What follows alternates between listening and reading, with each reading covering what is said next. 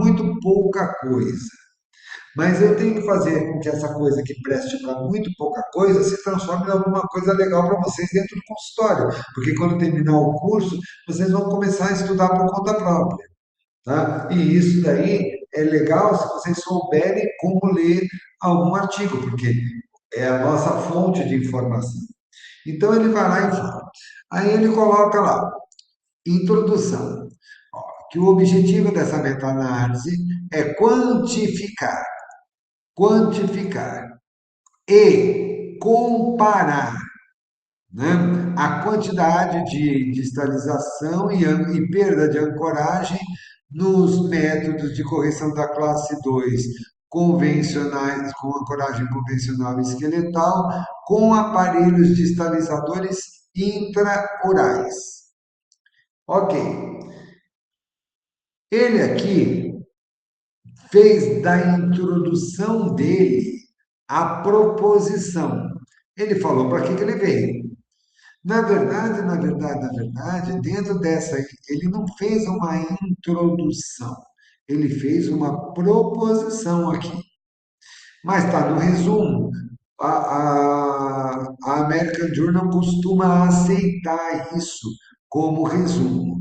Mas se você pega uma Engel ortodôntica, normalmente não, você tem que dar uma contextualizadinha do problema para depois, olha, por exemplo, 20% da população mundial tem algum problema de relação molar de classe 2, né? Aparelhos intraorais, aí você bota a tua referência lá. Aparelhos de distalização, dentre os aparelhos de distalização, os mais utilizados são os aparelhos intraorais, de tal, tal, tal. Os mais, e aí, referência, né? E dentro das ancoragens, as mais utilizadas são ancoragens do tipo botão de Nance. Aí você bota lá a tua referência. Ou, atualmente, com o advento da ancoragem intrabucal, ancoragem esquelética, esses números começaram a mudar. Você bota a tua referência. E aí você escreve uma introdução. Depois os métodos. O método é através do que você coletou esses dados. Aqui, eles fizeram a coleta dos dados em 5 bases de dados eletrônicas. Tá? Depois, eles definiram aqui os resultados e depois ele definiu a conclusão. Isso aqui é o que a gente chama de resumo estruturado, tá? É um resumo onde tem todos, ó, e ele coloca em outra corzinha, tá? Introdução, método, resultado e conclusão, tá? O que ele não colocou aqui foi a contextualização, mas essa frase aqui, ó, ela é normalmente a última frase da introdução. Então vamos lá para a introdução. E olha aqui, ó. Para a classe 2, várias formas de condução produzem diferentes efeitos dentários e esqueléticos dependendo do tipo de tratamento. Aí você começa a ler isso aqui, tá vendo? Isso daqui ele já está contextualizando. Ó, contextualizou. Aí, no último parágrafo da introdução, o que que ele colocou aqui? Olha, o objetivo dessa meta-análise foi quantificar e comparar a quantidade de distalização molar e perda de ancoragem convencional. Pá, pá, pá. Tá vendo que isso daqui é isso daqui? Aham. E, então, o último parágrafo da introdução é a proposição do trabalho. Às vezes, algumas revistas exigem que a introdução termine aqui e que tenha um parágrafo isolado para fazer uma proposição. Então, algumas vezes essa proposição ela vem destacada da introdução, mas no geral a proposição do trabalho, a que veio esse trabalho, é, ele está normalmente na último parágrafo da introdução. Depois disso, ele coloca os materiais e métodos. Tá? Aí, nos materiais e métodos, o que eu espero ver dentro de uma revisão sistemática? Que ele coloque, que defina o trabalho dele pela orientando pelo formato pico. Então eu venho aqui e começo a ler. Definir pelo formato pico. O que é o formato pico? Aí, outra coisa, meninas, quando você estiver lendo um artigo, e o artigo falar aqui, por exemplo, essa revisão sistemática barra meta-análise, porque como eu falei para vocês, a meta-análise é uma revisão sistemática com tratamento estatístico. Então, ela é um pouquinho mais que a revisão sistemática. Ela podia ter parado aqui. Se ela para aqui, sem isso daqui, ela só é revisão sistemática, ela não tem estatística. Se ela é uma meta-análise, pressupõe que ela passa a ter uma estatística. Tá? Então, ela foi baseada nas orientações do Prisma e as principais questões foram definidas no formato pico, tabela um. Quando o cara te manda ir para a tabela um, o que normalmente a gente costuma fazer? Continua lendo. Aí a gente ignora a tabela. Por quê? Porque a gente não gosta de tabela. Né? Aluno não gosta de tabela. Mas por que aluno não gosta de tabela? Porque não sabe ler. Vou olhar para a cara de vocês e fazer uma pergunta. O que vocês sabem de inglês? Sabe de quê? De Perdão. inglês. Como é que é o inglês de vocês?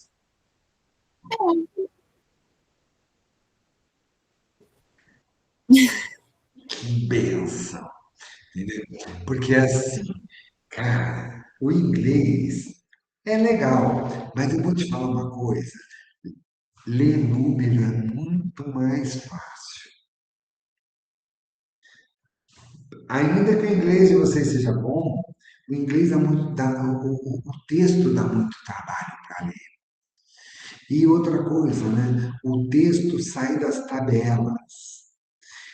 Entenda, tabela, cérebro do autor, texto. Se você souber ler a tabela, você não precisa passar pelo cérebro do autor. Já ouviram, vocês já brincaram daquele negocinho que tinha quando a gente é criança, de telefone sem fio? Que você fala uma palavra, uma frasezinha aqui, quando sai lá do outro lado, sai uma frase totalmente diferente. Porque depende de várias pessoas que interpretaram o que ouviram e falaram outra coisa distinta. Então, se eu puder eliminar o pensamento do autor e puder avaliar os dados e tirar as minhas conclusões, é muito melhor. Para isso, a gente vai precisar ler número. É óbvio que se você já tem uma fluência em inglês, facilita a nossa vida, né? Porque, assim, a maioria dos alunos que a gente pega hoje em dia, o cara não tem fluência em inglês, não tem fluência, assim, e não é só brasileiro, não. Eu dou muita aula para estrangeiro de países sul-americanos, tá? Eles também não sabem, porque quando a gente vira para eles e fala assim, olha só, eu posso dar aula para vocês no excelente português, tá? Porque eu falo muito bem português, né? Eu posso te dar aula num bom inglês, ou eu posso dar aula para vocês num mau espanhol, num portunhol. Nunca eu peguei uma turma que eu tive que dar aula em inglês para eles. Nunca eu peguei uma turma que em português, não, porque em português, né, a língua é safada, ninguém fala português. Né? Brasil, Portugal, Serra Leoa, Tem uma meia dúzia de país só que fala português e normalmente país ruim. Você não tem um país. Angola fala português, mas eu acho pouco provável que alguém tenha a ambição de vou me mudar para Angola. Eu acho que isso daí não é uma coisa que acontece, né? Serra Leoa, ninguém quer mudar para Serra Leoa, né? Vamos mudar para Serra Leoa, ficamos aqui no Brasil mesmo. Portugal tem, muita gente gosta de mudar para Portugal, quer mudar para Portugal. Mas, assim, a gente tem meia dúzia de países, Moçambique, fala português, tem meia dúzia de países aí que falam português, que é uma língua safada, ninguém fala no mundo. Espanhol tem um monte de gente que fala no mundo. Inglês tem um monte de gente que fala no mundo. O cara em português, raramente ele sabe até espanhol. Para falar inglês, então, pior. Então, quer dizer, a gente tem que compreender que vocês estão na frente na história porque vocês vão conseguir ler e compreender alguma coisa. Mas uma coisa é compreender o que foi, o que está ditado, a outra coisa é compreender o que o autor falou. Saber ler não quer dizer que você tenha a melhor informação, né? Tem muita fake news também na ciência. Então vamos seguir aqui. E aí eu fico mais tranquilo, se vocês sabem ler inglês, e aí eu fico mais tranquilo. Aí ele define aqui, olha, aí ele fala que para identificar o potencial dos artigos, primeiro ele, ó, primeira coisa que ele leu aqui,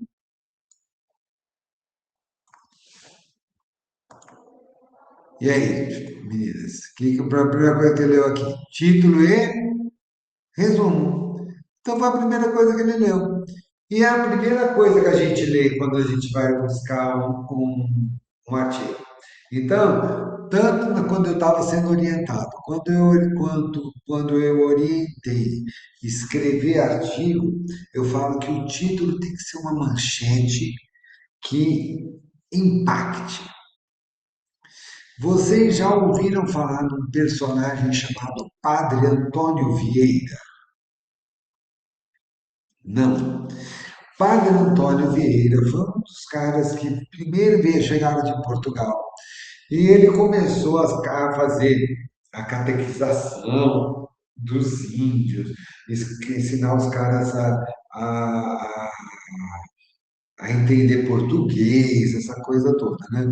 E ele era famoso por seus discursos, né?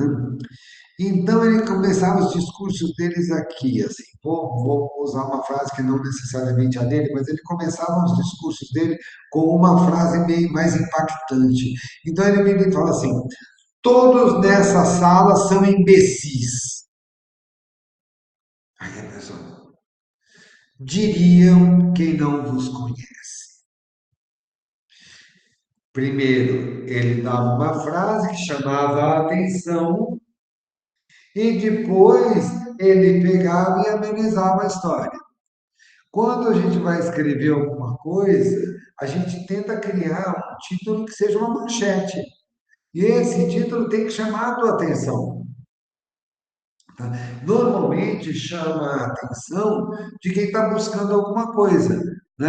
Ah, eu estou buscando uma comparação de distalizadores, então eu vou buscar um título que fale sobre isso. Né?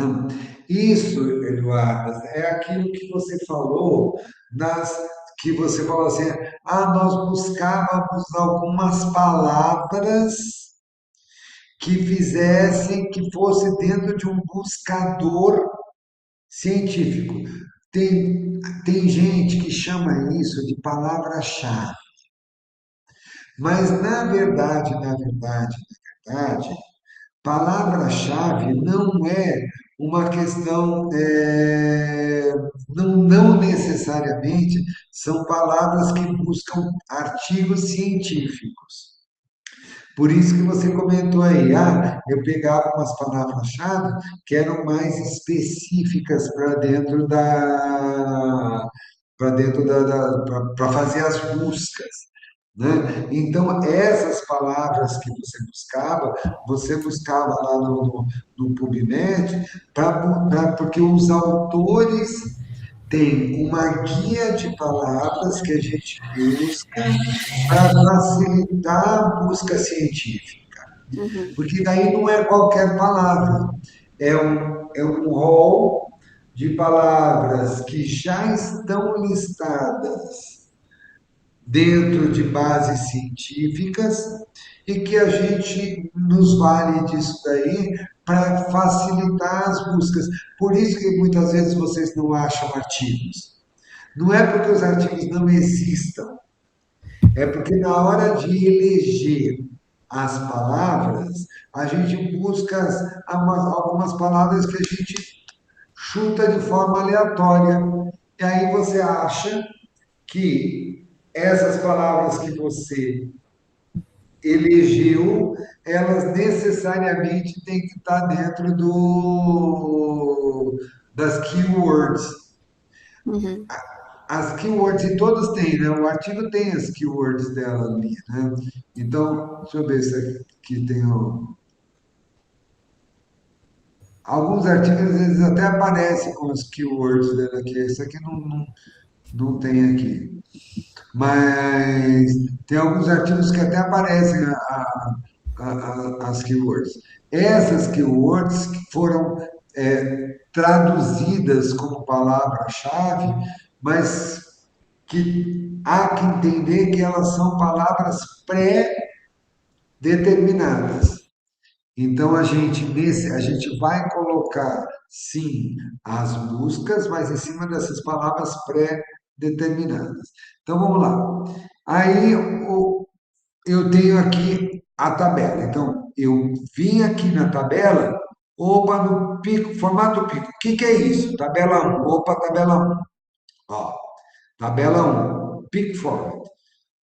População, intervenção, comparação e objetivos.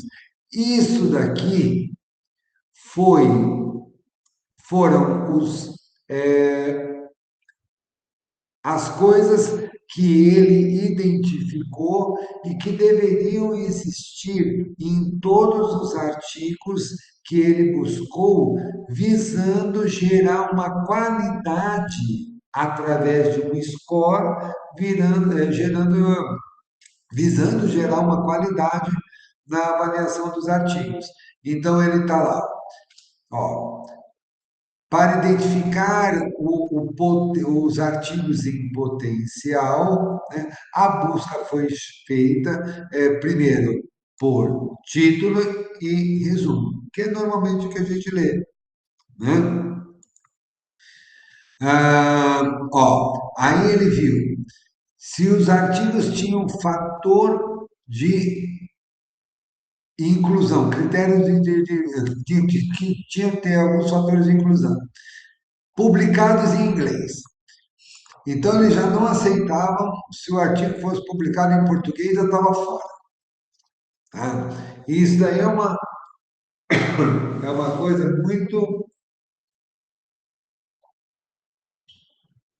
muito recorrente.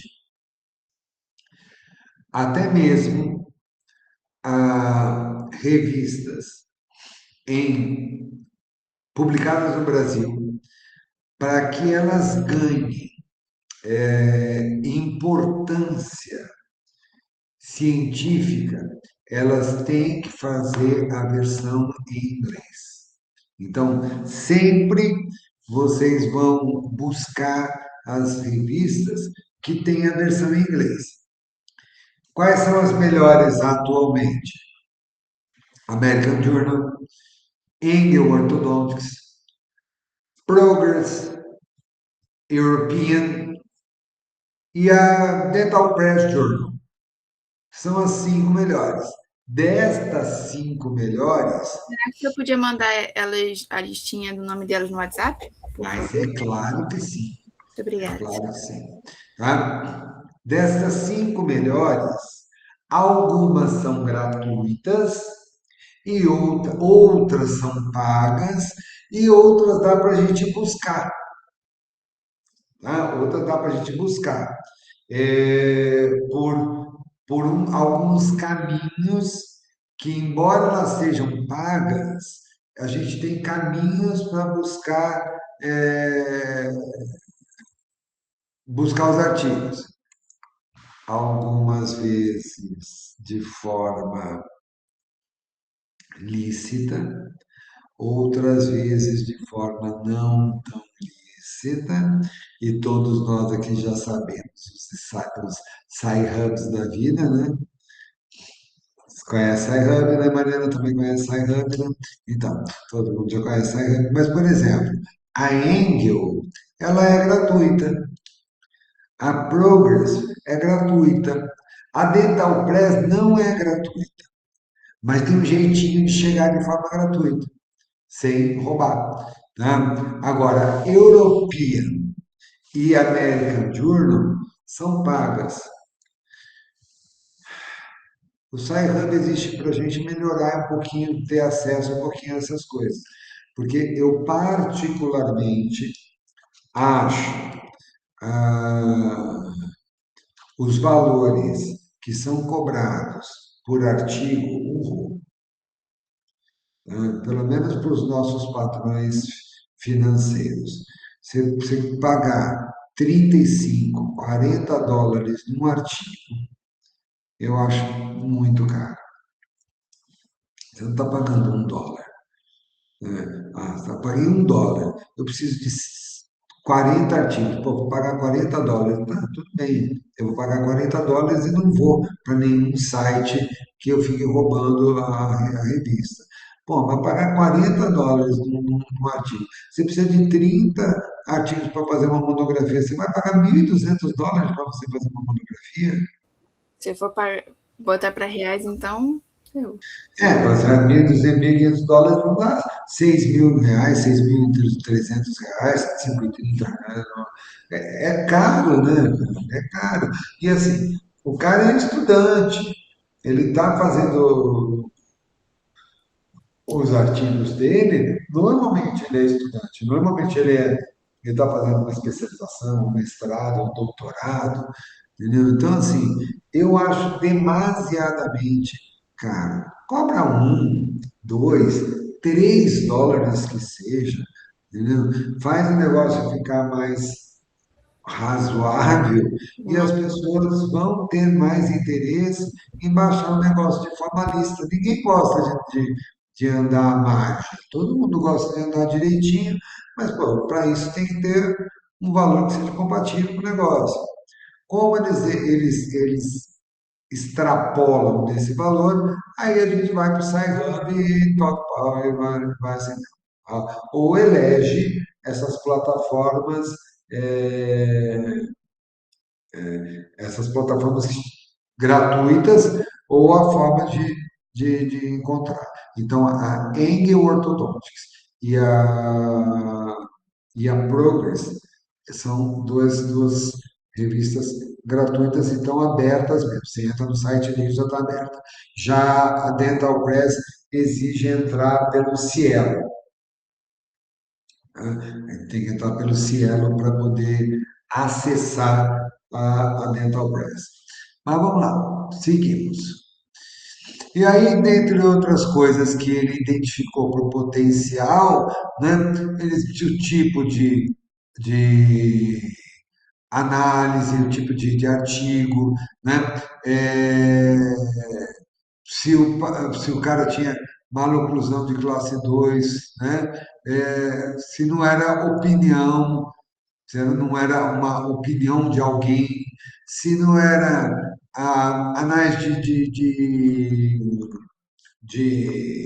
congresso e se não eram teses. Você vai falar assim, poxa, mas a tese ela foi feita dentro de um instituto de ensino. Falei, ok, mas isso não significa que seja boa. Tem mais ou menos, tem alguns anos, uns 2, 3 anos atrás, um amigo meu me mandou uma mensagem assim, Marquinhos, me ajuda numa coisa. Cara, eu tô com uma amiga que é uma aluna da faculdade acho que ela fez Araras, daqui de São Paulo, Hermínio Almeida, uma faculdade aqui, um curso de mestrado particular, tá? E, e ela fez a dissertação dela. E ela tentou publicar a dissertação dela. Aí ela tinha tomado 3 tocos já de revista, né? E não tinha. Ele falou, mas ajuda ela aqui a escrever isso daqui, cara, é muito amiga minha e tal. E, e eu estava querendo dar uma mão dela, você me ajuda com isso? E tal. Ah, tudo bem, como é que é o trabalho dela? O trabalho dela, ela avaliou expansão, olha só, expansão feita e ela queria avaliar a efetividade da expansão do autoligado, do aparelhinho autoligado. Vocês já sabem o que é um aparelhinho autoligado, né? Aquele que tem uma tampinha. Comparado com a expansão em bractes convencionais. Falei, ok, não é um artigo, mas isso era a proposição dela. Qual era a metodologia dela?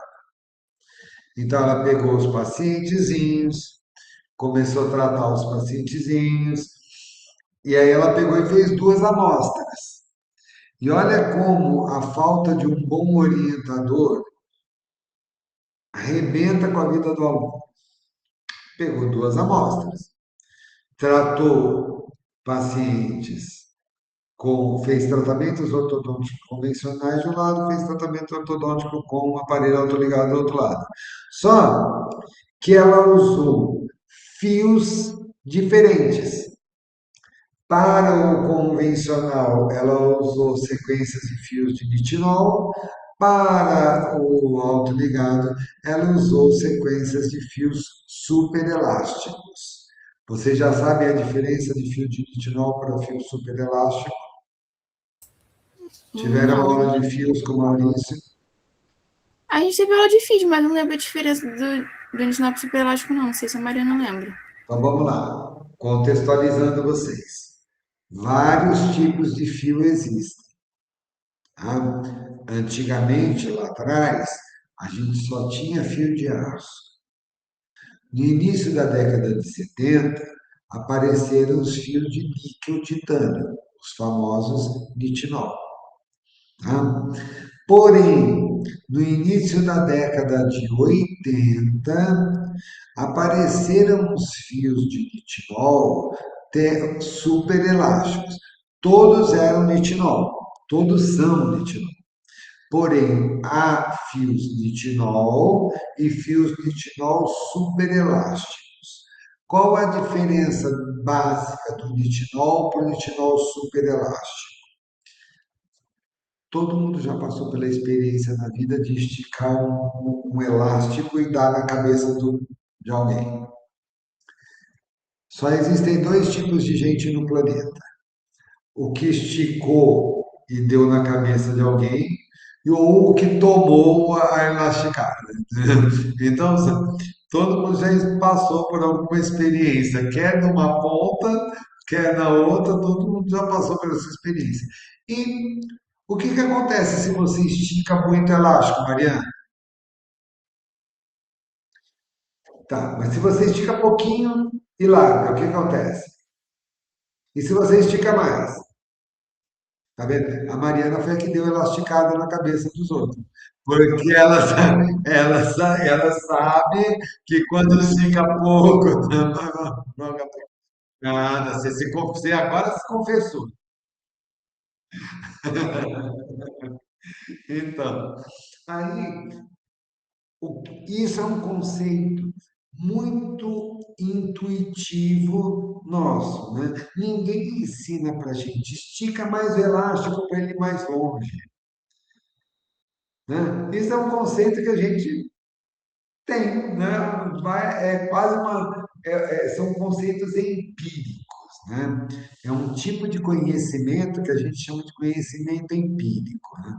Na verdade, a humanidade bate quatro tipos de conhecimento. É o empírico, é o filosófico, é o científico e o teológico. O único que a gente não precisa provar nada é o teológico. Você fala assim, eu acredito em Deus ou não acredito em Deus. Fim.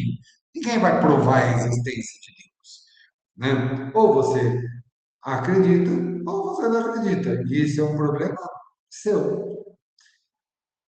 Conhecimento científico há que se provar. Mas muitas vezes o conhecimento científico há que se provar com uma experiência empírica inicial.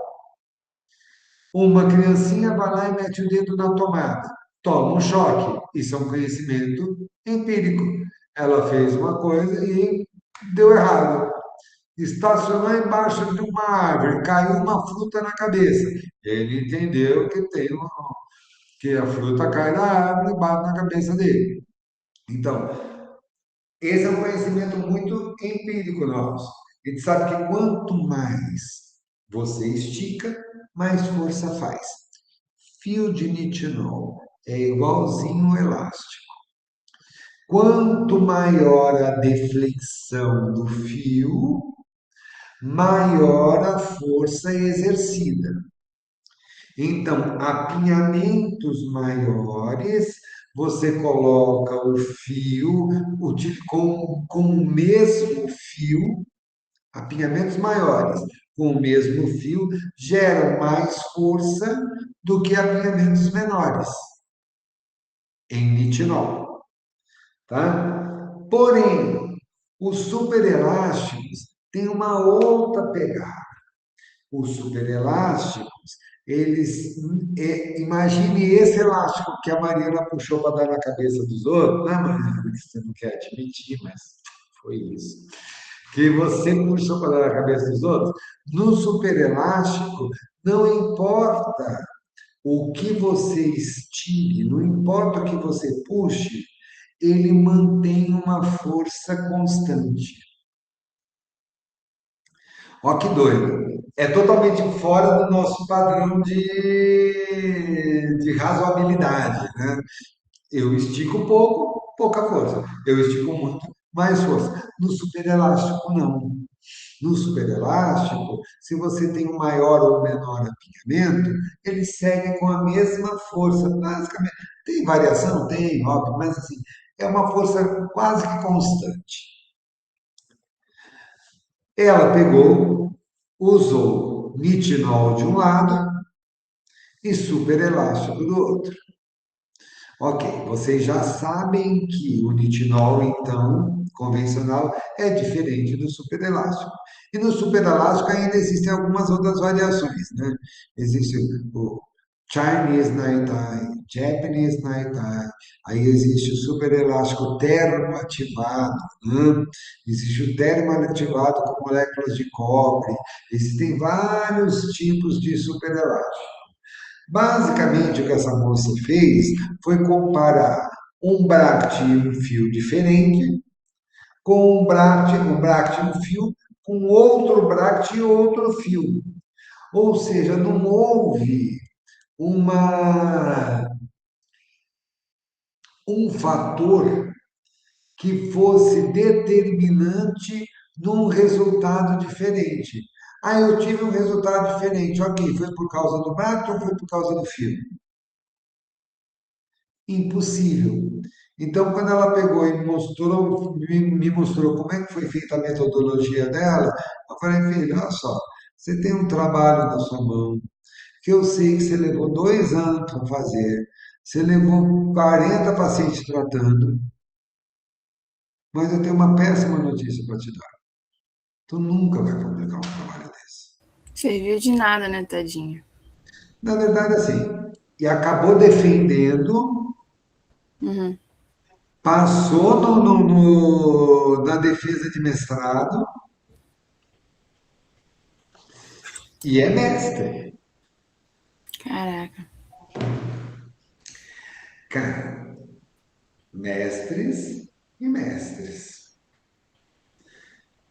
Ter um diploma, não faz de você uma boa dentista. Ter um diploma de mestrado não faz ninguém ser um bom mestre. Às vezes, eu já vi gente que sem diploma de mestrado que tinha muito maior capacidade de ensino do que alguém que tivesse. Vocês já pegaram na vida de vocês Uhum. professores que vocês falam assim, nossa, esse professor ele não consegue me ensinar nada. E aquele outro que às vezes é o mais brincalhão, mas é que consegue te passar, ensina com música, junta, faz alguma coisa, ou mesmo a forma de explicar, que você fala assim, putz, eu assisto a aula desse cara e eu aprendo. Aí eu assisto a aula de uma outra pessoa, até num assunto que eu gostava mais, putz, mas eu não conseguia entender. Então, assim, essa menina não conseguiu fazer isso, por quê? Porque na hora de fazer a orientação dela, quem orientou não sabia nada de metodologia de trabalho científico. Então é uma pena, porque ela fala assim, Duda, não serviu para nada.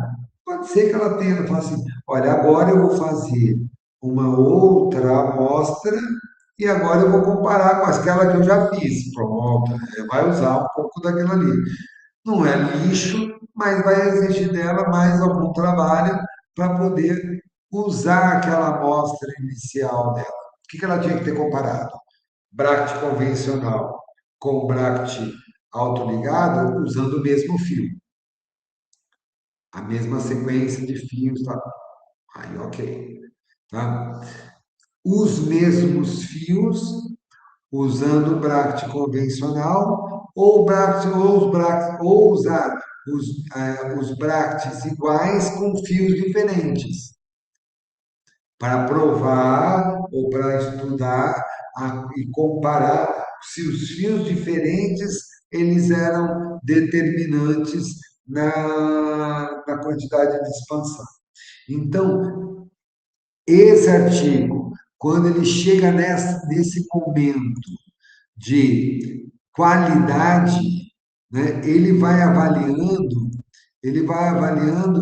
se os artigos que ele está estudando aí, que ele pegou dentro daquela base de comparação, se realmente eles eram confiáveis.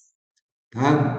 Então, tinham várias coisas que ele fez. Por exemplo, os artigos que eles escolhiam não podiam ter menos do que 10 pacientes em cada grupo da amostra. Não podiam ser case reports, estudo de caso clínico. Não poderiam ser pacientes em crescimento. Tá? É, tem uma série de coisas aqui que ele listou como fatores de inclusão. Então, dentro dessa população aqui, de classe 2 tinha uma série de fatores de inclusão que determinavam a qualidade do artigo. E essa qualidade de artigo foi realizado, para cada artigo foi realizado um score, usando essa versão adaptada de três métodos previamente utilizados na literatura. E aí ele descreve o método. E aí ele vai, cada característica recebeu um score de acordo com os critérios descritos na tabela 3. Pá, tabela 3. Ó, as keywords que ele usou e os fatores limitantes. Né? Então, primeiro, ele colocou humanos, então não serviam artigo feito em ratinho, de 1970 a 2010, pá, pá, pá, ó, só artigos, não fazia revisão sistemática, não fazia reviews, opinião clínica, meeting, editorial, nada disso. E aí ele colocou em cada base de dados, em cada base de dados, e aqui ele usou 5 bases de dados, e aqui na tabelinha 3 ele colocou, ó, o desenho de estudo, o tamanho da amostra, a descrição da amostra, a análise do erro do método e a análise estatística. Então, aqui, para cada coisa dessa daqui, ele colocou, olha, 3 pontos, 2 pontos, 1 ponto, 0 ponto. Se o tamanho da amostra, por exemplo, maior ou igual a 15, ele ganhou 1 pontinho. Menor do que 15, ele ganhou 0 pontinho. Mas se fosse menor do que 10, o que, que ia acontecer? Acho que nem estaria na amostra, né? Isso, nem estaria na amostra, porque ele falou que era um fator de inclusão que tivesse de 10 para cima. Mas entre 10 e 15, ele entrou para avaliação, mas não entrou para gerar um score, entendeu? Então, baseado nisso daqui, ó, aí ele colocou, não é o tal do pico lá? Então, olha lá, ele pegou aonde ele buscou. No PubMed, ele achou 947 artigos. Na Embase, 138. Web of Science, 151. Na Scopus, 185. E na Cochrane, ele não achou nada, nenhum artigo. Tá? E aí, baseado nesses 141 artigos que ele encontrou, ele começou a aplicar os métodos de exclusão. E olha só, dos 141, ele já excluiu aqui 1.243. Já foi de cara. O que, que sobrou? 178. Mas ele leu inteiro esses artigos aqui? Não, eu só a introdução e os Na métodos. verdade, a introdução, É o resumo, o né? resumo e o título, ele leu e selecionou 1421. Quando ele começou a ler a metodologia, ele já excluiu esses 1.243. Uhum. Então, você já vai lendo metodologia, quando na verdade são os critérios de exclusão.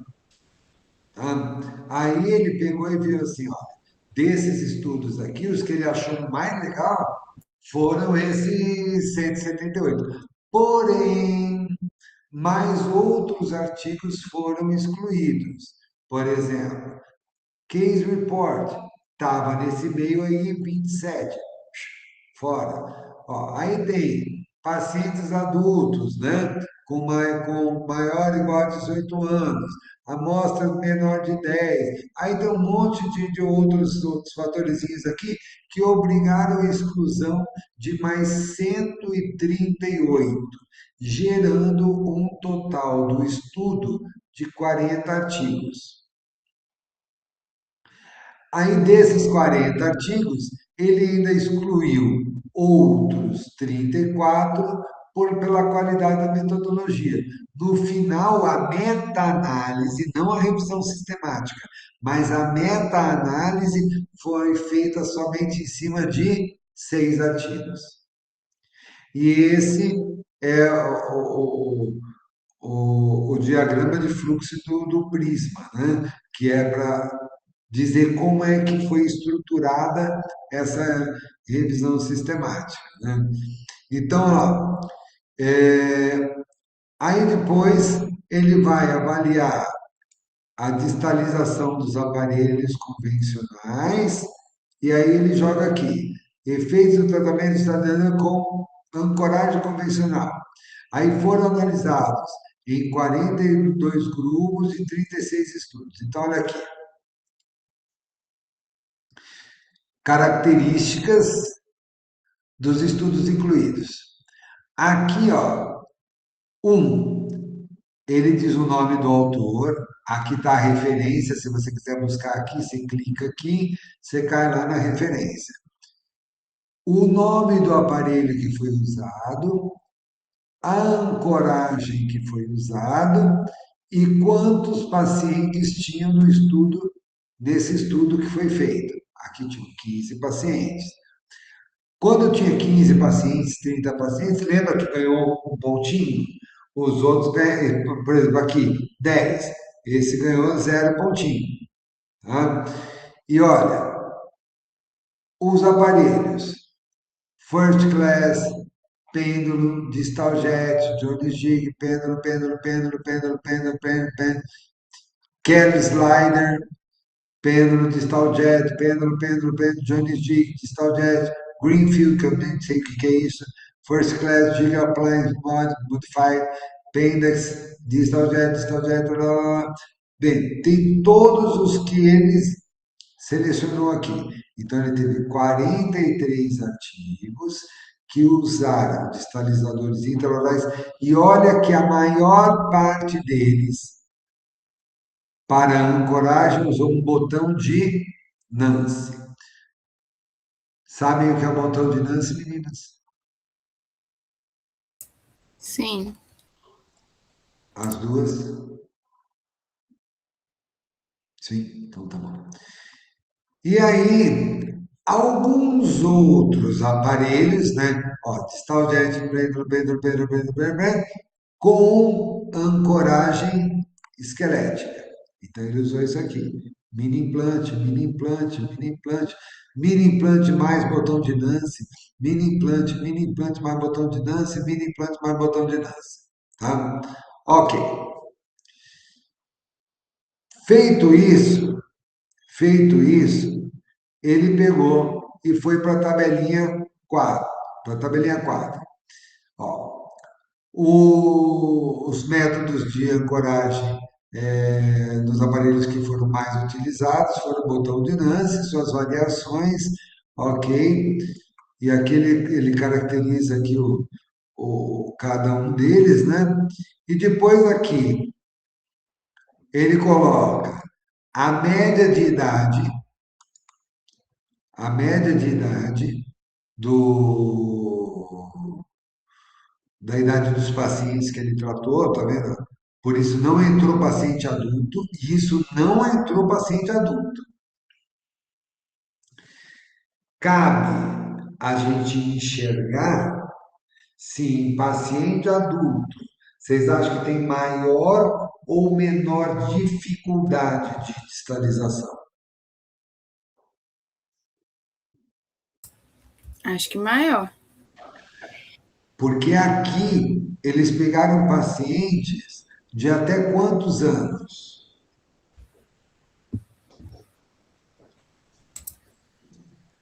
Pegaram de. Vamos lá. Não lembro. Dos fatores, dos critérios de inclusão deles. Pau, aqui.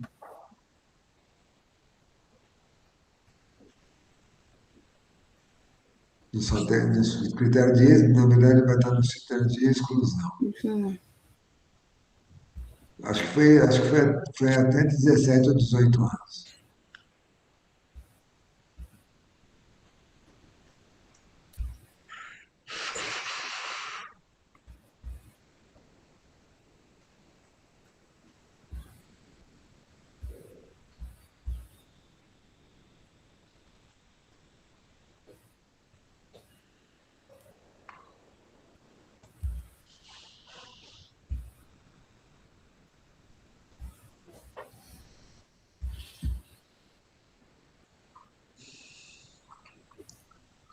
Isso aí, coloca aqui.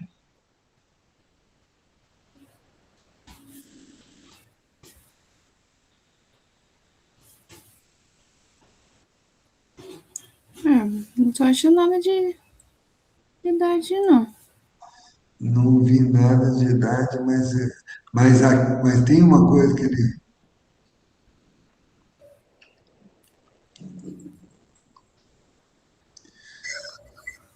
Ah, ali é. Ó, pacientes adultos, de idade maior ou igual a 18 anos, caíram fora.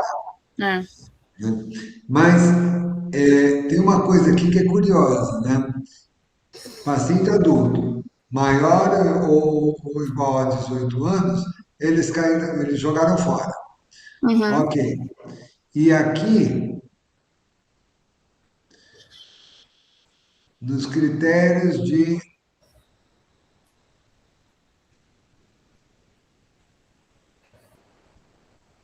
Ah, nos critérios de inclusão, eles colocou aqui, ó, pacientes em crescimento. Crescimento. Aham. Tá? Pacientes em crescimento. Ok. E vamos combinar uma coisa. Esses valores agora que eles conseguiram de distalização estão medidos em milímetro. Uhum. Tá? Estão medidos em milímetro. Agora, quando a gente move alguma coisa, essa movimentação, ela pode ser uma movimentação de corpo. Então, olha aqui, estou aqui com a minha garrafinha. Vamos botar aqui. Minha garrafinha. Eu posso fazer uma movimentação assim, de corpo, Uhum. ou posso fazer uma movimentação assim. Uhum. Se eu for considerar a tampinha da garrafa aqui e fizer esta movimentação, eu estou falando que eu estou fazendo uma movimentação de corpo. Eu saí com a tampinha daqui e cheguei com a tampinha aqui. Movimentação de corpo. Agora, e se eu me movimentar assim, ó? Eu cheguei com a tampinha aqui atrás? Uhum. Ok. Eu posso dizer que a tampinha movimentou da borda A para a borda B? Pode, E aqui? também. Eu estou mentindo se eu falar que movimentou da borda A para a borda B? Não. É igual vocês quando falavam que ia para casa das amigas. Às vezes eu ia para casa das amigas. Bah, eu fui para casa da amiga. Ok. Eu permaneci na casa da amiga. Não me perguntaram. Eu tinha permanecido. Só perguntou se eu tinha ido. Eu fui. Agora eu fiquei lá? Não. Você contou para teu pai que não ficou? Não. Não falar a verdade não significa que você não esteja mentindo. E vamos ver como é que isso se aplica aqui nesse artiguinho. Então, quando eu olho aqui, ele fala, olha, tempo de distalização em meses. 4, 7, 10, 4, pá, pá, pá, pá, pá. Nota uma coisa, que quando eu tenho tempo de distalização em meses, e aqui tem distalização molar em milímetros. O que significa aqui? Que em 4,3 meses eu distalizei 4 milímetros. Em 7 meses, 5 milímetros. Em 10 meses, 3,4 milímetros. Em 6 meses, 2,51 milímetros. Então, baseado aqui na para cada paciente, né, ou para cada artigo desse na média, eu tive esse tempo de distalização e essa quantidade de distalização. Ok. O que que é, o que que vocês acham que é isso aqui? Molar tip.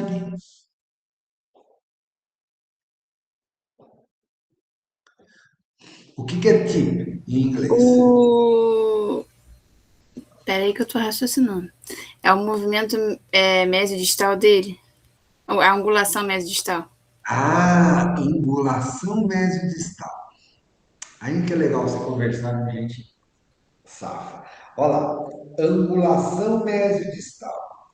Ora, eu posso dizer que esta garrafinha distalizou se ela fez isso? Pode. Mas qual é o conceito de distalização? Não é caminhar de corpo? É verdade. Se vai caminhar de corpo e ela angula, ela não distalizou, Uhum. ela disto-angulou. Entendi.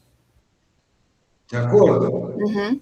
Assim, então, assim, dizer que distalizou, você poderia falar, o dente distalizou, se ele tivesse tipping zero. Uhum. Então, ou se a relação dela fosse de 100%. Então, vamos lá ver aqui. Tip More, ó, 8 graus, 5 graus, 10 graus, 18 graus, 10 graus, 11 graus. E nas que tiveram ancoragem esquelética, 3, 5, 9, 12, 11, 10. Uhum. Ora, além disso, além dessa angulação, a gente ainda teve uma mesialização dos molares, porque quando eu tenho aqui é, os sinais negativos, eu tive movimento para trás. Quando eu tenho sinal positivo, eu tive movimento para frente. Então, os pré-molares movimentaram. E aqui a angulação que os pré-molares assumiram. Ora, quando eu tive, qual a grande diferença? Quando eu tive ancoragem esquelética, ancoragem convencional, os pré-molares foram para frente. Quando eu tive ancoragem esquelética, os pré-molares, no geral, foram para trás. Por que vocês acham que isso aconteceu? É um efeito da reação ali da movimentação, não? Ok, Duda, mas assim, entenda que na ancoragem convencional, eu estava apoiando esses aparelhos nos pré-molares, para que o pré-molar e o arco de Nance, lá, o botão de Nance, jogasse esse dente para trás. Uhum. Na ancoragem esquelética, eu já não estava apoiando nos pré-molares. Uhum. Aí, dente é um ser carente. Dente quer contato. Se extrai o dente de cima, o que acontece com o dente de baixo? Sobe. Entendi. Se extrai o dente de baixo, o que acontece com o dente de cima? Desce. Se extrai os dentinhos, o que que acontece com os dentinhos? Eles tentam se juntar. Se eu estou distalizando esse daqui, eu estou criando um espaço aqui no meio. Uhum. E aí as fibras transeptais começam a distalizar esse dentinho, que não está sofrendo força. Uhum. Então, por isso que na ancoragem esquelética, os dentinhos pré-molares, eles vão para trás. Enquanto na ancoragem absoluta, perdão, na ancoragem esquelética, os dentinhos vão para trás. Enquanto na ancoragem convencional, eles vão para frente porque eles estão sofrendo uma força para frente. Uhum. Mas o que eu quero que vocês, que fique claro para vocês é que a quantidade, quando ele fala que a distalização foi de 4 milímetros, na verdade isso não foi uma distalização, isso foi uma distoangulação, que pode acontecer tanto na ancoragem esquelética quanto na ancoragem convencional. Aí vamos mais um pouquinho. Aí ele tem a discussão, que ele faz a discussão dele aqui, mas aí ele fala aqui, olha, a qualidade do estudo, tá vendo? Aí lembra o desenho do estudo, a amostra, a inscrição, papapá, lembra daqueles scores? Aí ele julgou, diz que a qualidade do score de 0 a 9. E aí, baseado no score, ele considerou 9 o alto score, 3 um baixo score. Tá? Por isso que depois eles selecionam só os quatro de alto score, que foi esse aqui, este aqui, um, dois, foram quatro que ele tinha selecionado, não tinha sido. Ele selecionou no final das contas. Mini, mini, mini, mini, mini, mini, mini, mini, mini. Nem foi, ele selecionou mais dois outros que foram, deve ter sido mídia, mas um mídia mais altinho um pouco. Deve ter sido esse 6 mínimo aqui, esse 6 mínimo aqui, porque o resto era tudo 5-4, 5-4, 5-4. Ok. E aí, ele selecionou aqui, ó, na verdade, ele selecionou foi três de ancoragem convencional e quatro aqui da ancoragem esquelética. E aqui, movimento dos premolares na ancoragem convencional, ó, para frente, mesial, e na ancoragem esquelética, para trás, distal. Nota que se eu literalmente ignorei o texto em inglês, eu basicamente vi as tabelas. Aonde eu vi texto? Na metodologia. Basicamente eu li tabela. E o que, que eu enxerguei aqui? Que muito do movimento de distal foi por angulação. Agora, a pergunta que não quer calar. Quando, por exemplo, eu tive 4 milímetros para distal, com 8 graus e meio de, de angulação desse molar, quanto que essa angulação, e agora vocês vão me ver aqui, quanto dessa angulação foi responsável pelo movimento de distalização e quanto que essa raiz veio junto? Será que esse movimento ele foi? Deixa eu tirar esse negócio aqui, porque ele fica meio. Deixa eu ver, eu nem sei, eu nem lembro onde eu coloquei esse treco. Deixa eu ver aqui. Eu acho que eu vou ter que tirar aqui. Deixa eu ver se não tem mais nada aqui.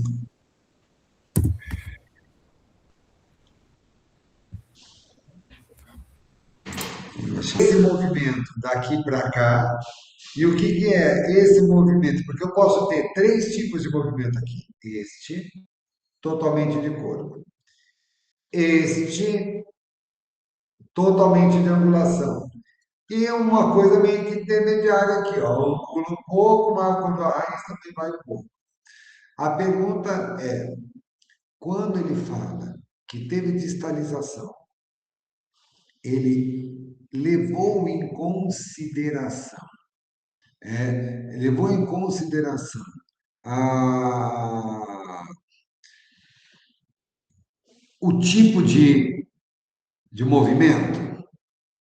Não levou. Então, deixa eu ver aqui agora, voltar aqui para a telinha de apresentação. Conclusão do autor.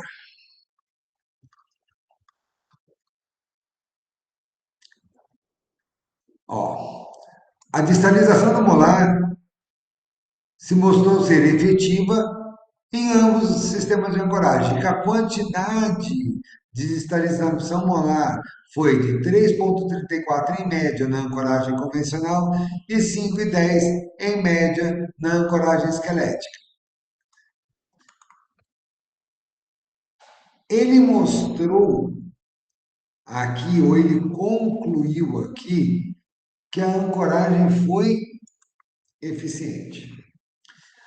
A pergunta é, será que que a distalização foi eficiente em ambos os embora ele tenha dado aqui que a média de distalização foi de 3 e pouquinho na ancoragem convencional e 5 e pouquinho na ancoragem esquelética. Vamos aproveitar o artigo, e é para isso que vocês leem artigo, e é para isso que vocês têm que ter aula de metodologia, para entender, ler o artigo e transportar isso para a clínica de vocês. Tá? Se eu tenho um paciente com uma classe 2 cheia, quantos milímetros é uma classe 2 cheia?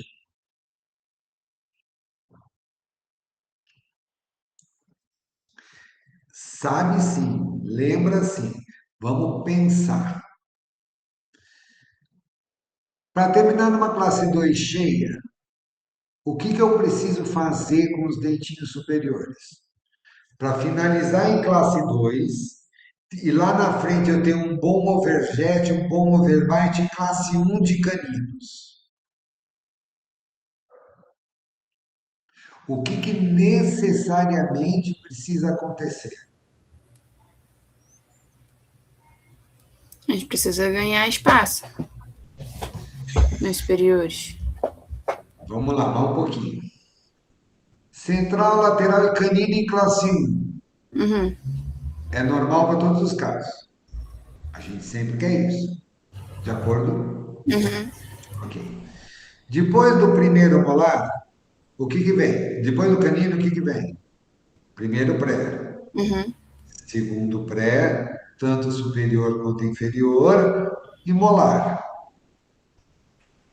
Quando eu tenho essa, essa estrutura, qual é a relação molar? Classe um. Classe um. Perfeito. Top. Ok. Vou finalizar o paciente em classe 2. Central, lateral, canino. E agora esse molar tem que estar para frente, não tem? Mas a distância do canino para o molar, ela diminui? Diminui. E se ela diminui, como é que eu faço isso dentro da clínica? Constração. Então, todo paciente que possui classe 2, finalizando em classe 2, necessariamente ele deve ser submetido à extração de um premolar. Uhum. E aí ele vai finalizar em classe 2. E Mariana, quando finaliza em classe 2, finaliza com diastema?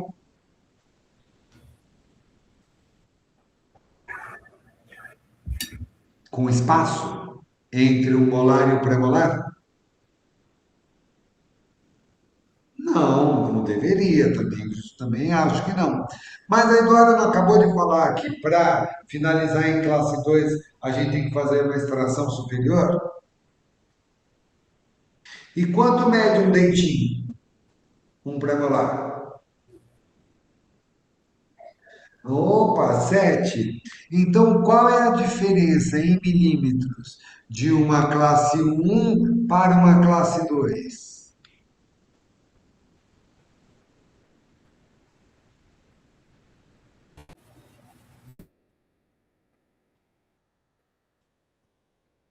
Não entendeu a lógica? Ora, ok, vamos lá, voltando. Canino em classe um, todo mundo deve ter. Tanto os que finalizam em classe um quanto os que finalizam em classe 2. De acordo? Ok.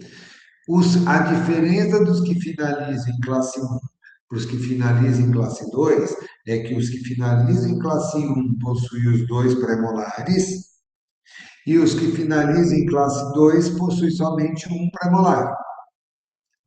Para que ele feche o espaço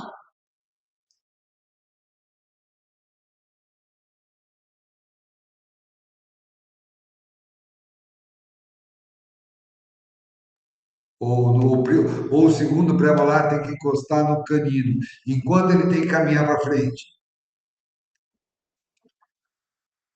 A distância do dente que foi extraído. Então, qual é a diferença em milímetros Da classe um para a classe 2, a distância de um premolar, a largura de um premolar. Então, essa distância, uma classe 2 cheia, é de 7 milímetros. Agora, uma revisão sistemática, que começou com 1.400 artigos, que terminou com 40, mas só 4 foram para meta-análise. E que me diz que, na média, eu tenho uma distalização de 3,34 com ancoragem convencional e 5,17 com ancoragem esquelética. Quem sou eu na fila do pão para pegar e achar que eu vou pegar uma classe 2, vou usar algum tipo de aparelho distalizador e vou conseguir distalizar 7? Mas não tem como. Entende que a gente, às vezes, vocês não vão ver aparelhos distalizadores no ION. Por quê? Porque a gente entende que a gente deve ensinar para vocês coisas que não vão dar errado dentro do consultório. Então, pô, o artigo científico forte, tá? Diz para mim que eu distalizo no máximo com ancoragem absoluta 5. 5 e uns quebradinhos. 5 e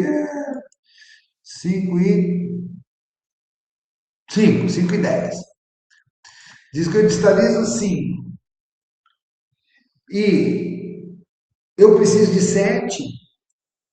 Cara, eu não vou fazer isso. Ah, Marcos, é média. Pode ser que você consiga sim, mas você vai explicar para o teu paciente que pode ser que eu consiga? Entenderam? Então, com ancoragem absoluta, 5. Com ancoragem convencional, 3,34. 3,5. Mas olha só, 3,5 é o quê? 3,5 é uma meia classe 2. Concorda? Então, assim, o que que a gente usa? Mais ou menos como. Eu uso como referência, tá? O que que eu uso como referência nessa história? Eu imagino o seguinte: se eu estou com uma classe 2, de meia classe 2 a classe um, ou seja, se eu estou em classe um, eu finalizo em classe um. Se eu estou em um quarto de classe 2, ou seja, fugiu um pouquinho da classe um, coloco para trás classe um. Se eu estou em meia classe 2, eu considero colocar para trás e deixar em classe um. Agora, se eu estou para frente de meia classe 2, eu já não vou conseguir distalizar tudo com tranquilidade. Aí eu vou para a extração. Vocês compreendem que, baseado no artigo, eu tomo uma decisão clínica. Se eu não vou conseguir distalizar, eu não tento fazer distalização. Porque o próprio artigo, com uma robustez de uma revisão sistemática, publicado numa revista boa, já me diz que eu não vou conseguir fazer a distalização. E tem um agravante nisso aí. Tem um agravante nisso. Ele não só ele fala que eu não vou conseguir em milímetros, como ele me diz que quando eu fizer tentar fazer isso em milímetros, eu não vou fazer totalmente em milímetros. Eu vou fazer em grau. Agora, quantos milímetros eu ganho de espaço quando eu angulo quando eu angulo esse dente do paciente? Qual é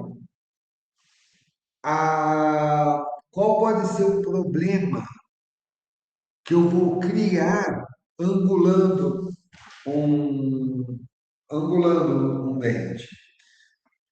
Deixa eu ver se carregou totalmente o celular aqui.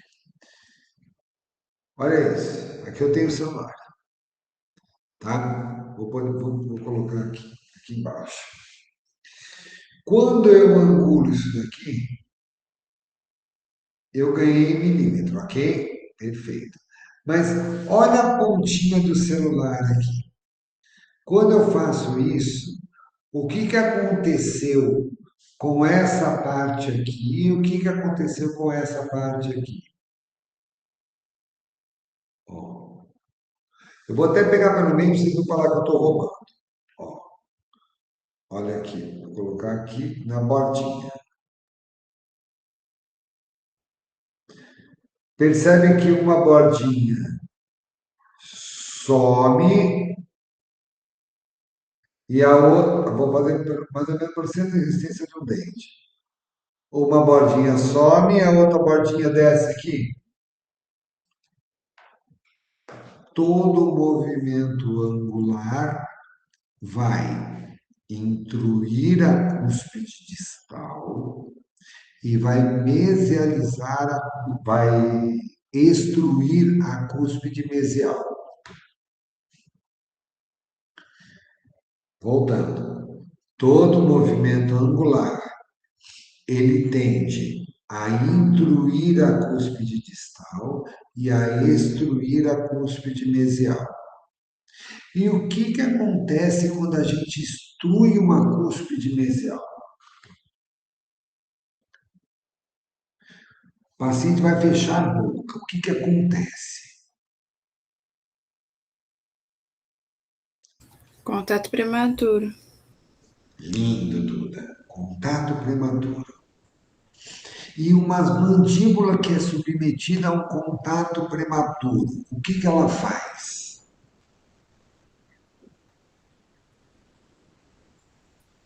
Ela tenta achar a posição mais confortável para ocluir. E a posição mais confortável para ocluir agora ganha um outro nome.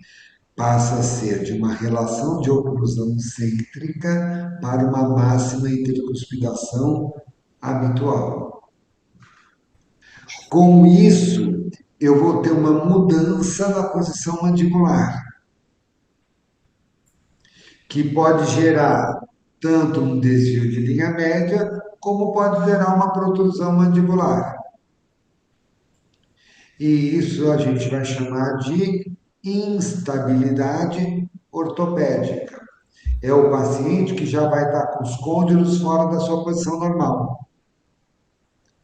Se Uhum. isso vier associado com outros problemas emocionais, socioeconômicos, familiares, com outros tipos de problema que nós adultos gostamos de ganhar, de buscar para a gente, né? Porque quando eu falo assim, quando eu era criança, pô, eu era feliz pra caramba.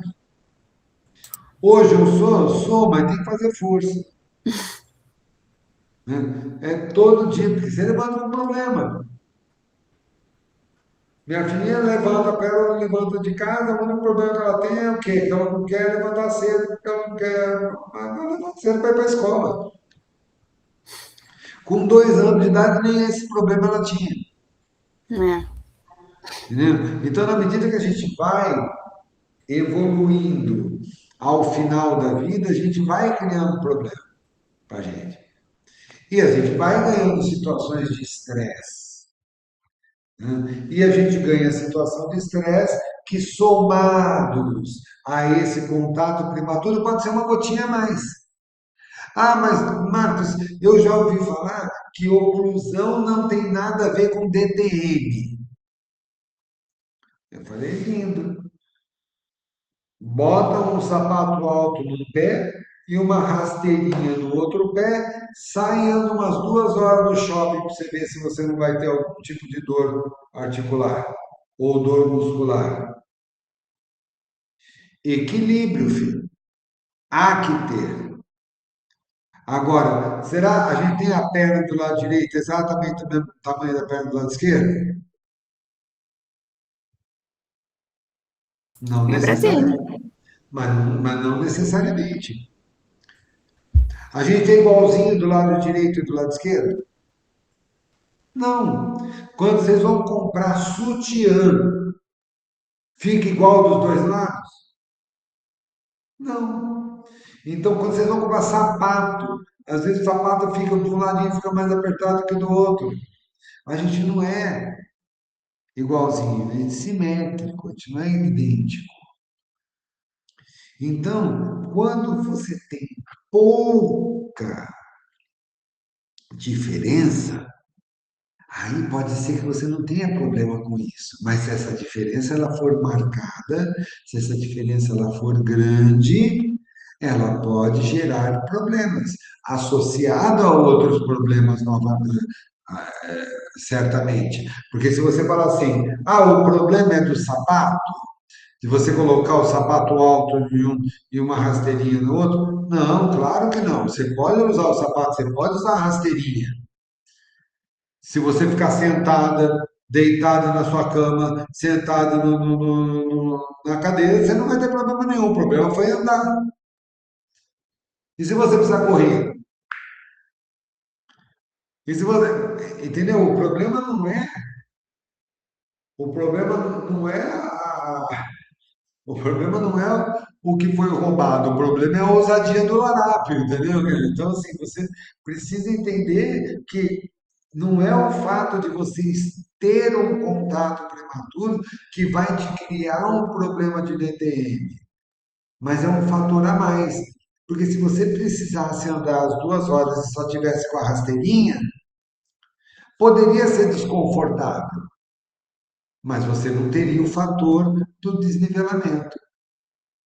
Então, quando eu penso num tratamento de distalização, eu penso, será que vale a pena eu distalizar 4 milímetros, angulando 10 graus, correndo um risco de criar um contato prematuro que certamente vai acontecer?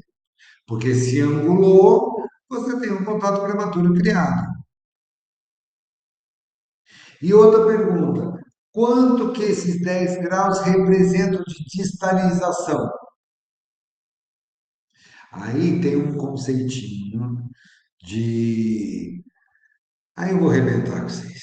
Eu estou falando de estatística, tá, tá no inferno das capeta. Vai, vamos lá. Qual é? Vocês conhecem um conceito chamado corda? Vamos lá. Aproveitar que eu estou com o computador na mão. Vamos botar assim.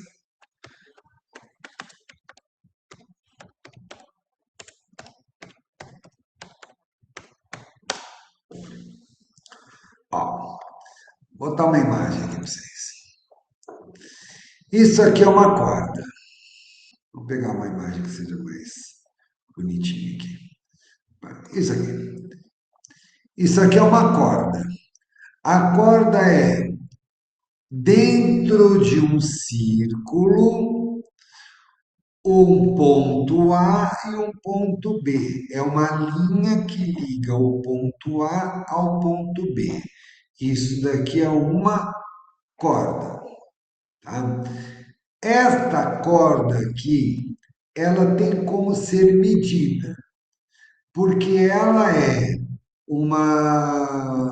Quando ela é dentro de um mesmo raio, ela tem como ser medida. Quando o raio é concêntrico, por exemplo. Aqui não, porque o raio não é concêntrico, mas deixa eu pegar um raio concêntrico aqui. Vou pegar aqui. Tá vendo? Tá dentro do mesmo raio.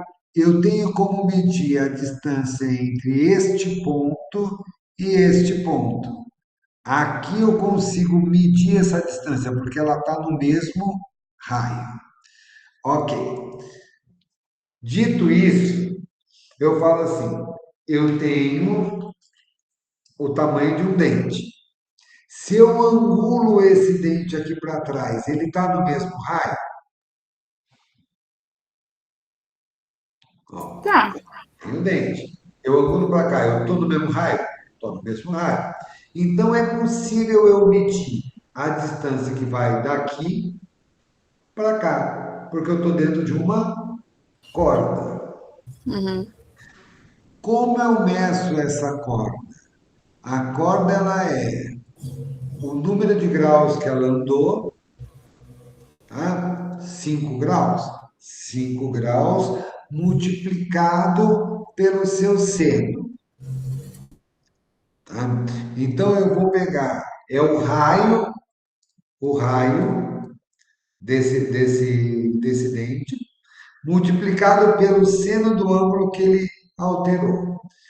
Quanto que é o raio de um molar? Considerando uma inclinação descontrolada, eu vou ter alguma coisa aí em torno de altura de coroa. Quanto que vale a altura de coroa de um molar? Uns 4, 5 milímetros. Uns 5 milímetros mais ou menos. 5 milímetros é uma boa medida. 5 a 6 milímetros mais ou menos, porque a colagem do bract fica em torno de 2,5 a 3. Uhum. Vamos lá, 3 milímetros. Qual é o ponto de fulcro do movimento? É um terço da raiz.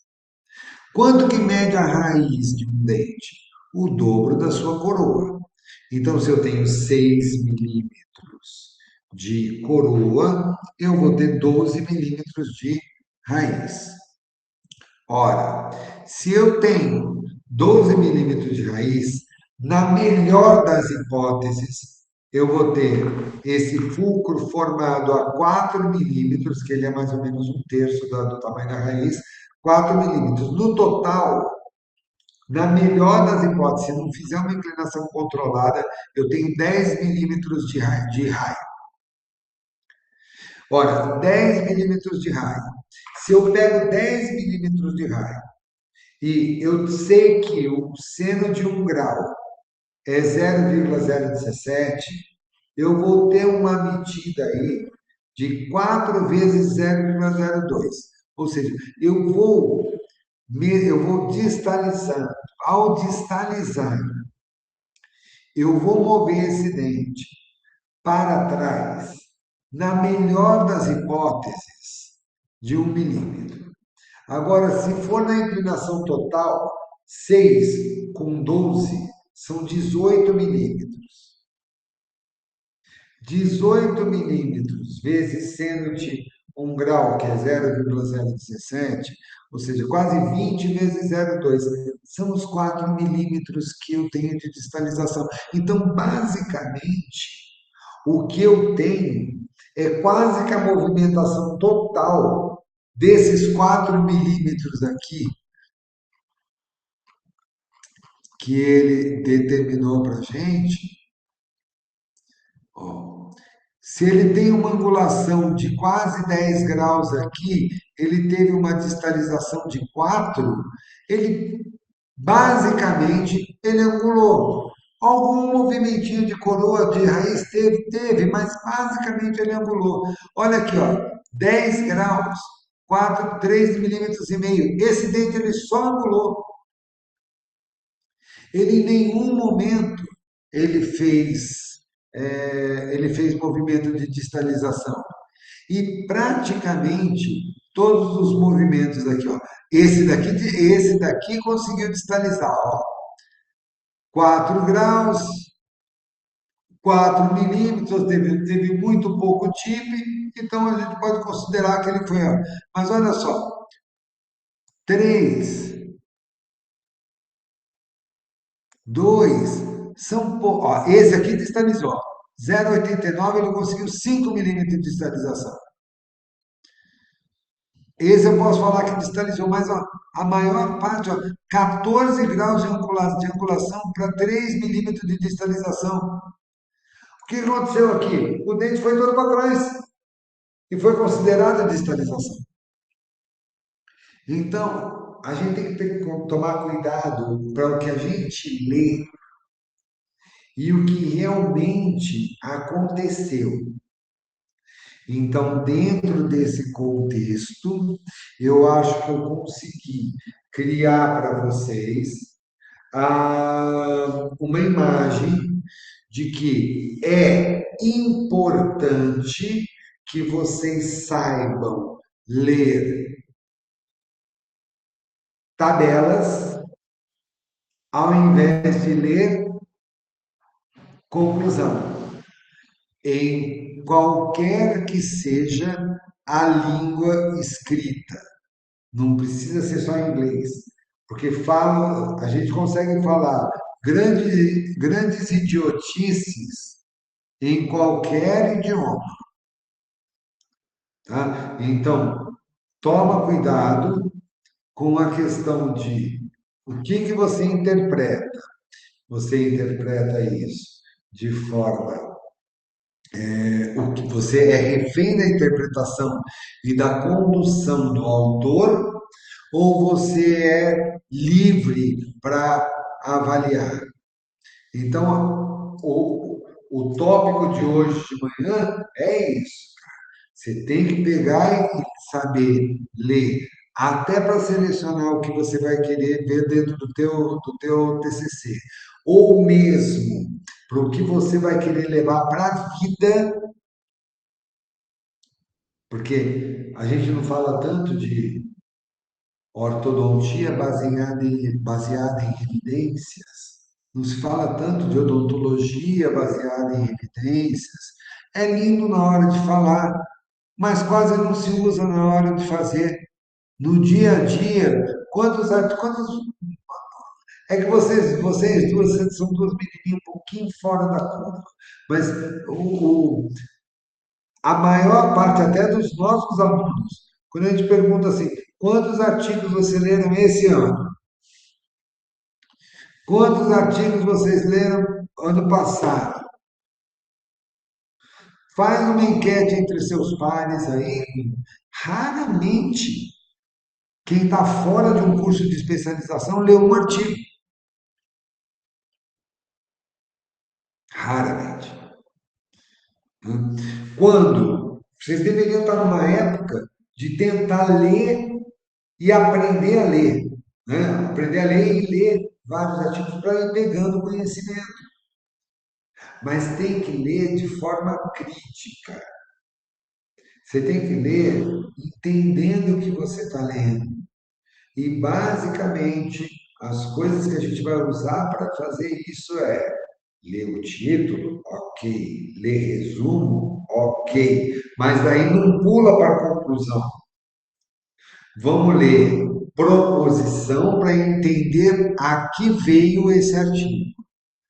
E depois checar com a conclusão do autor, você pode até checar, mas você tem que ler metodologia e você tem que ler resultados.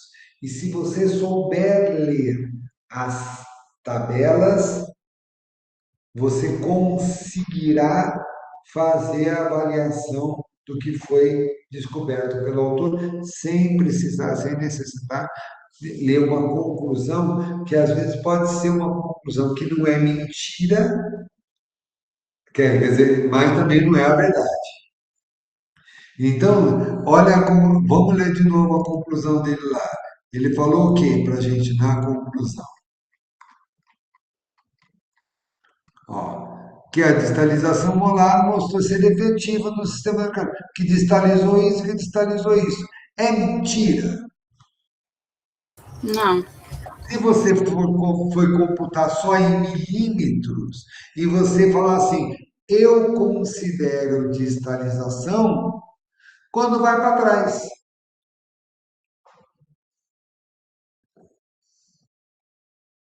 sem problema.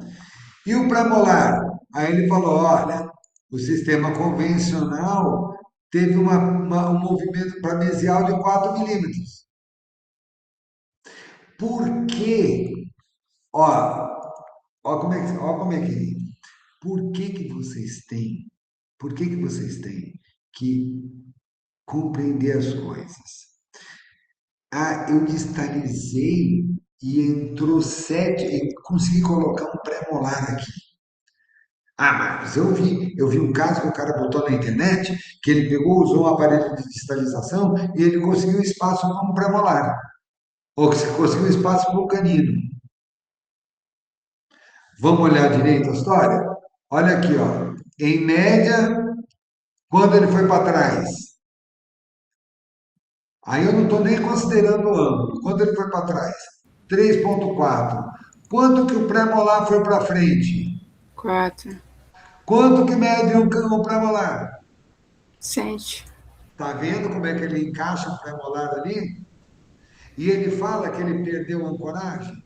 Ele fala que os pré-molares mesializaram? Ou ele fala que ele distalizou o molar? Só fala que destabilizou. Na hora que ele vai vender para o seu aparelho, ou vai vender um curso para você, que ele quer dar um curso online na internet, esses professores de Instagram, eles falam para você que o pré-molar perdeu? Não. Ele quer vender o aparelho, ele quer vender o curso. Ele sabe disso? Possivelmente sim.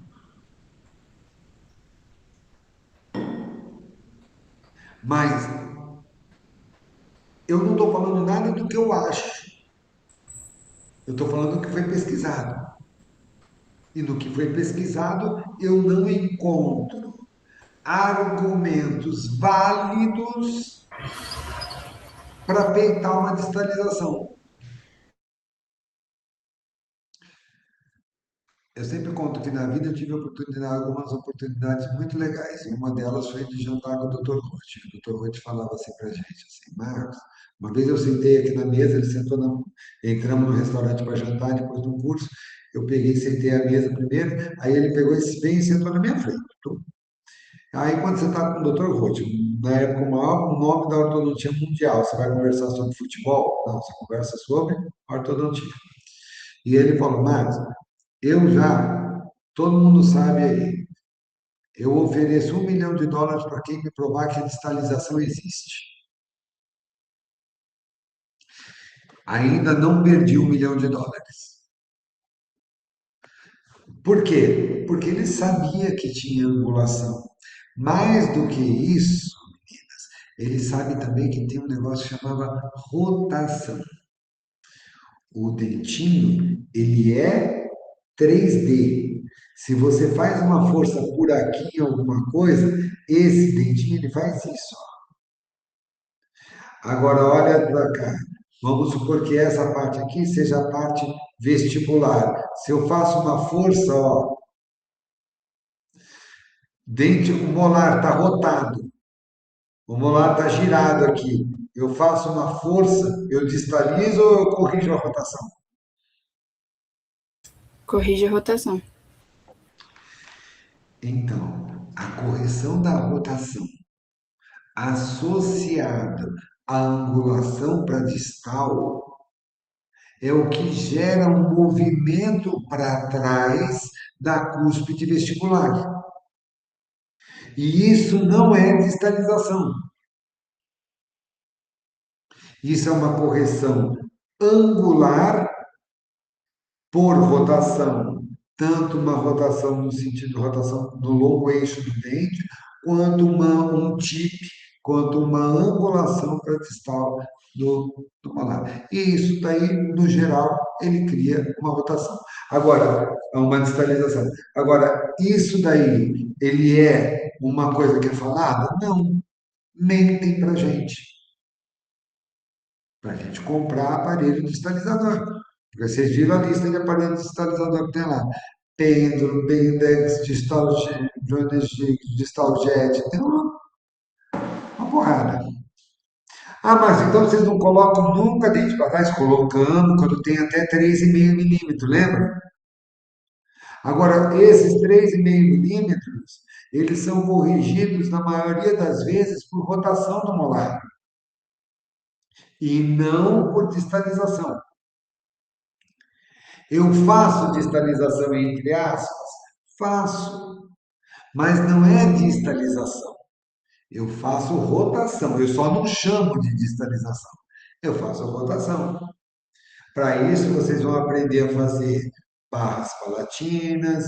Para isso, vocês podem usar um mini implante para poder fazer. A gente depois fala um pouquinho melhor sobre isso. Mas entendam, não é distalização. Compreenderam? Tem um outro artigo de um cara que defendia o Sugawara. O Sugawara é um autor que desenvolveu boa parte da mecânica de ancoragem esquelética. E esse cara, ele também quando ele coloca, ele fala que tem a distalização e ele é angulorente, e ele mostra nas tabelas os valores angulares. Ou seja, nos enganam por quê? Porque a gente não vê tabela. E isso acontece em distalização, isso acontece com eficiência de aparelho autoligado. Quando falo para eles, eu peguei um artigo uns tempo atrás, esse aí, que falava que o autoligado era capaz de, quando expandido, formar osso por tábua óssea vestibular. Cara, e o cara provava isso. Mas olha o mau caráter, isso porque ele tem um sistema autoligado, que é um sistema que ele deu um nome e que ele vende esse sistema autoligado. Então, ó, olha o conflito de interesse, né? O cara pega, vai para uma rede social e fala que ele consegue fazer isso, mostra uma tomografia aonde realmente o osso aparece e ele vira e fala que ele conseguiu isso através do aparelho dele. E olha onde vai o mau caratismo.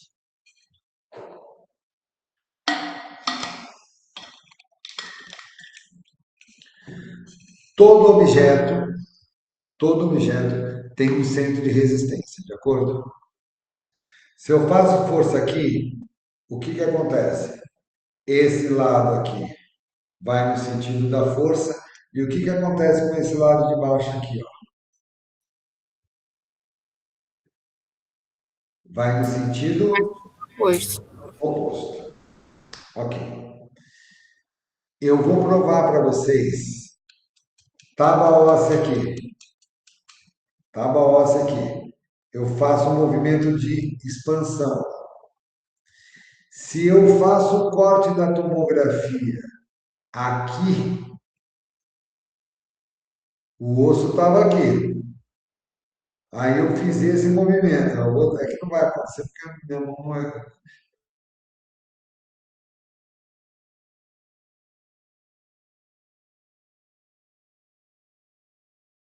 O que que acontece com o osso na parte de baixo? Vai aumentar. Então, o osso aumentou quando ele fez a expansão? Não. O osso aumentou abaixo do fulcro, abaixo do centro de resistência do dente.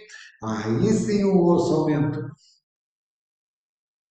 Olha que bandido. Ele provou, usando uma tomografia, que ele conseguiu ganhar o osso quando ele expandiu. Agora, será que isso é ignorância? Ou será que isso é mau caratismo para vender o bracket dele?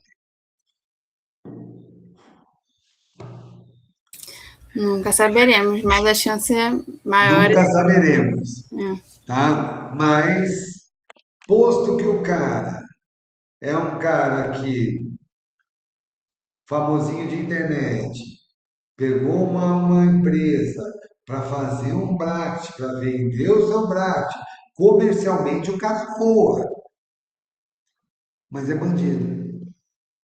Eu não consigo entender que um cara desse seja um cara honesto. Até porque não. Hoje eu já saí de rede social, eu caí fora desse negócio que eu não aguentava mais, mas teve uma época que eu discutia na rede social. era mais forte do que eu. E esse cara, ele fez uma postagem assim, e ele foi grosseiro com um amigo nosso. A gente tem um grupo de professores de ortodontia no Brasil, né? E ele foi grosseiro com um cara de muito boa qualidade. Um cara lá do Nordeste, chama o professor Fábio, o cara é muito sério, muito boa qualidade. E ele postou um caso onde ele fez uma mega expansão. Mega, mega. Os dentes nitidamente vestibularizaram todos. Um caso horrível. Mas se você olhava na fotografia para o leigo, eu falei, expandiu. Olha que bonito, estava tudo até agora está tudo redondinho. Num leigo, cola fácil essa expansão. E aí, ele jocosamente, depois que fez a publicação, ele meteu assim: e aí, ninguém quer uma tomografia aí? Naquela época eu era mais intolerante. Eu quero. Ele me enviou a tomografia? Não. Aí ele falou assim: não, porque agora não tem, só fazemos depois de 6 meses. Se há 6 meses, ah, beleza. Então tá bom. A gente aguarda. Fevereiro. Opa, fevereiro é meu aniversário, cara. Mês do meu aniversário. Quando der meu aniversário, eu vou mandar a mensagem para ele pedindo a tomografia. Chato, chato, mas porra. Aí eu peguei e pedi a tomografia. Aí ele me bloqueou. Então, assim, é com esses dados, Maria, eu acho que o nunca saberemos começa a ficar um pouco mais claro para mim. É mau caráter mesmo. Mas tudo bem. Para a gente ir para o céu, a gente fala assim, nunca saberemos. Mas há indícios de que o cara vai encontrar ele, quando morrer, o elevador dele vai para baixo, não vai para cima, entendeu? Então, há indícios fortes disso daí.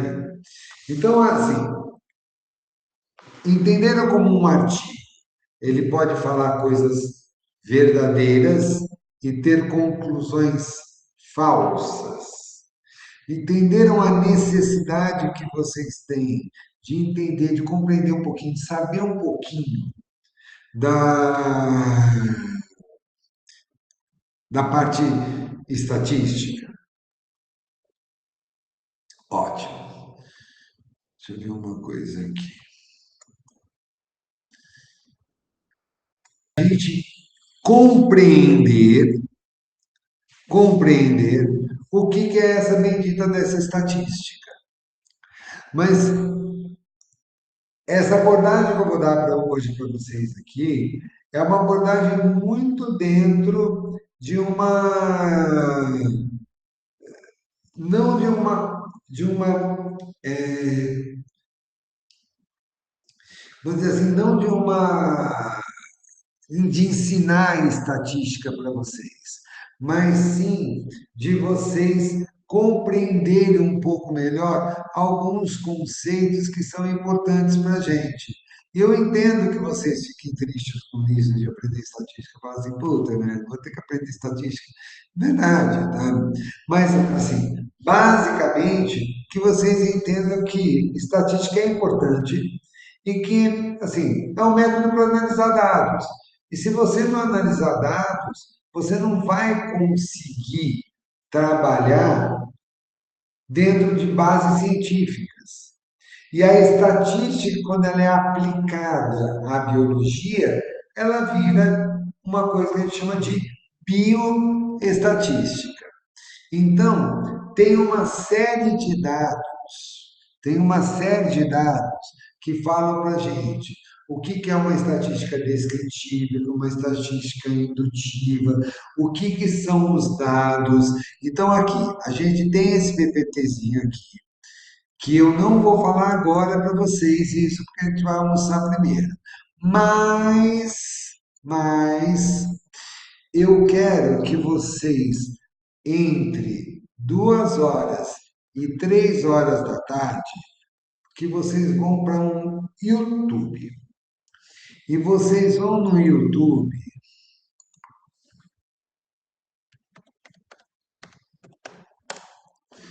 e vocês vão no YouTube. Vocês estão vendo o YouTube aqui?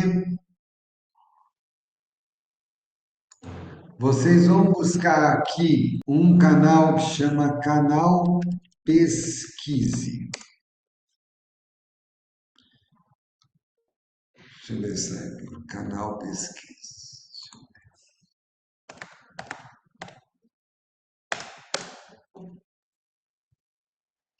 Canal Pesquise. E eu quero que vocês se inscrevam aqui nesse canal Pesquise, ou que não, mas que vocês acessem esse canal Pesquise. Esse canal Pesquise é de um amigo meu aqui, do doutor Heitor, tá? Que ele é professor aqui da Faculdade de Odontologia aqui de Bauru, tá? E ele tem é, alguns vídeos que falam sobre o que são variáveis, então eu quero que vocês, eu vou pegar e vou colocar alguns vídeos para que vocês assistam, porque ele é um cara muito bom. Se eu fosse você, se eu fosse vocês, eu até me inscreveria nesse canal para que vocês entendam um pouquinho melhor. E eles, cara, eles explicam de uma forma muito tranquila. E eu quero só que vocês leiam, que vocês vejam alguns vídeos desses daqui, só para a gente dar uma introduçãozinha no que eu vou falar, e daí eu reforço, vocês tiram as dúvidas para alguns conceitos que são super básicos, mas que são super essenciais no processo. Então, eu vou pegar, vou mandar o link para vocês de alguns vídeos que eu quero que vocês assistam entre 2 horas e 3 horas da tarde, tá? Aí eu venho, a gente conversa, eu mostro o PPT, o PowerPoint, vocês tiram as dúvidas de vocês, a gente sedimenta esses conceitinhos e aí daí para frente vocês vão começar a ficar um pouquinho melhor preparado para ler artigo científico. Show?